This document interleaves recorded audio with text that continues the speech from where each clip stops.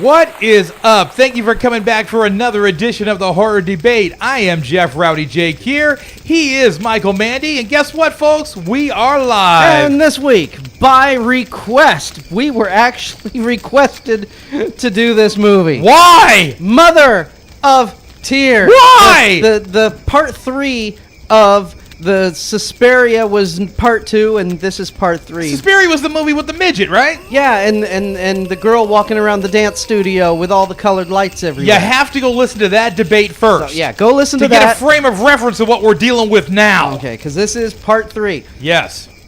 Actually, I think Suspiria was part 1, and I think Inferno was part 2. Yeah, well, we didn't see that. No. Thank God! Yes, I figured you could skip that. Oh. Anyways, Mother of Tears. Dario Argento. Starring his daughter, Asia Argento. Asia? Asia. Ozzy. It's Italian. Ozzy. Yeah. Ozzy. And there were a lot Okay. of chicks in that movie that looked like they came out of an Ozzy concert. They all did. They all look like a bunch of groupies walking around with a ton of makeup, their hair teased to the moon. That's right. And He loves those bright colors. Yeah. And Udo Kier is in this movie. Who? Udo. Me. I'm Uber Kier. He's Udo Kier. That's right. We happen to be the tag team champions. Yeah, that's right. All right.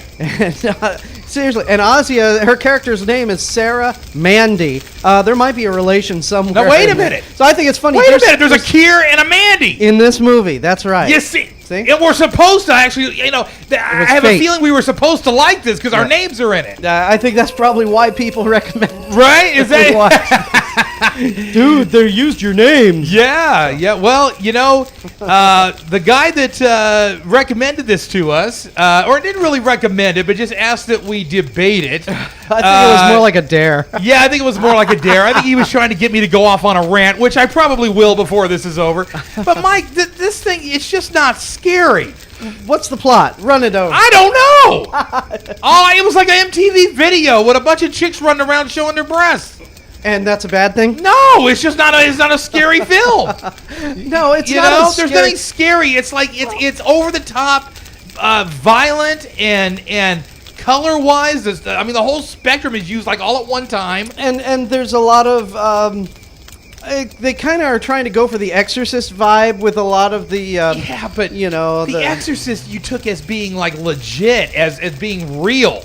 This is so far fetched. It's not even funny. You haven't seen the 2 Exorcist movies that they released. What, the prequel? I'm not talking about those. I'm not talking about Dominion and the other one. I'm talking about the first Exorcist. We should do those. We should do those. Okay. But I'm just saying. You took that one. I remember watching the Exorcist. I'm like, that was legit, man. That was as scary as you got back in the day. Mm-hmm. This is as flashy as you get. Yeah. As insane as you get, but not scary. But was it boring? Yeah, I was bored. No, you were not. I was bored a little bit. Come on. You were not bored. Between breast shots, I was losing interest. I don't know, Mike. It's just I don't like this. I don't like this style of flick. Yeah, it's Italian filmmaking. I'm not into it whatsoever. It's not that I can't wrap my head around it. I kind of see what they're doing, but it's like, man, I'm just not into it. There's no edge to it. It's just violence for the sake of violence and color for the sake of using the spectrum, and nakedness for the sake of nakedness, which I don't never complain about. But that's what I'm saying. It just doesn't seem like it all comes together for a cohesive story as a horror movie. It's more like an exhibition in what's possible to do on film or something. I don't know. That's actually a pretty good description. Yeah, more artsy than story. Yes. You know what I mean? But out of all of Argento's films, I really think this is his most. I don't want to say commercial or mainstream. His films are usually a lot more artsier. Yeah. Suspiria, prime example. That was fartsy. That was. The thing about Suspiria, I remember, and we did that debate years ago. But I remember that there was more comedy for me in that than anything else. If you go listen to that debate, I go off on a rant. I think it's probably 20 minutes. Just talking about all of the things that I was just like beating my head against the wall on during that entire film. I didn't completely dislike the film, I don't think, but I had to rip it apart. This one was better than Suspiria. I will say that. But it still is in that style that I just, as a fan of horror, I don't get. I don't see what the point is. Okay, I thought that horror movies were supposed to make you uncomfortable, make you scared, this did none of the above. I'm sure a lot of people were uncomfortable when the two lesbians were going at it, and then he stabbed her with the long thing, and it poked out her mouth. I'm sure that upset a few people. Well, yes, but again, it seems like it's extreme for the sake of being extreme, not to add to the story and not to add to the vibe. It's kind of like I just said. It's kind of like an exhibition of what's possible. I mean, there's nothing wrong with that, I guess, but in my view, it does not make a good horror movie. Okay.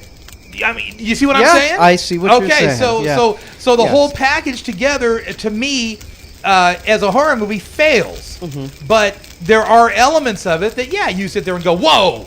I mean, sure. And there was some, I have to say, there was some fantastic sound effects. The sound was I thought cool. there were things going on in an adjacent room, and it was just stuff kind of whirling around in the back speakers, which I thought was really cool. Yeah, there was a little bit of mood in it. There was a lot of mood, actually. but my mood, unfortunately, was dropping significantly. At least you didn't fall asleep this time. No, I didn't fall asleep. No, the last film you did. I mean, there are movies that knock me out. I will say that. This is not one of them. Thankfully. Well, good. At least it kept your attention, and it did not bore you. No, at least I think you some were of the following talky scenes, there's a lot of talky scenes. Some of the talky scenes get a little rough to get through. But, again, if you're building a story... At least this was all filmed in English. Well, yeah. Except like 2 or 3 guys, you could tell they were overdubbed, that they did not speak a word of English. Right. And Udo, just as soon as he speaks, man, he kind of commands your attention a little bit. You know what I mean? Udo is like the... But he didn't last long. Udo is like the Italian William Shatner, Yeah. He's just so corny and so hammy. I just go, just keep, he was classic in the... every time I see Udo, I think of him doing those Andy Warhol films, where he's a Dracula and he's searching for the virgin. Oh, yeah, you mentioned that. Virgin. I haven't seen those. We got to get more of that margarita mix. Have an Andy Warhol night. Now, those were good, man. Yeah. But how many stars? This is a little bit a tough one for me to score because there are elements of it that work. But I'm going to score it as a piece of art, as a horror movie. As a horror movie, I think it fails. So I'm actually going to give this 1 star. Yeah. Okay. But like I said, there are elements that are interesting. There were some kills that were certainly interesting, but overall, as a package, it's a 1-star package. Yeah, I would probably give it probably 1 star. Yeah. I was leaning maybe 2, but it's nothing new. I mean, No. well, the kills, like you said, the kills were interesting, but the plot itself was pretty straightforward. Yeah. And but at least it wasn't boring. Yeah. And it was a heck of a lot better in my mind than Suspiria. Oh, it certainly was much better than Suspiria. But Suspiria, the only thing that I hold fond in my heart about Suspiria was that it really set me off. And you have to go listen to that debate. Suspiria touched you in a place you've never been touched before. So that was where your bitch switch was. That's right. Flick. So anyhow, Open the floodgates. definitely 1 star. All right. I'm Michael Mandy. He's Rowdy. Jeff, we'll talk to you next week at the Horror Debate.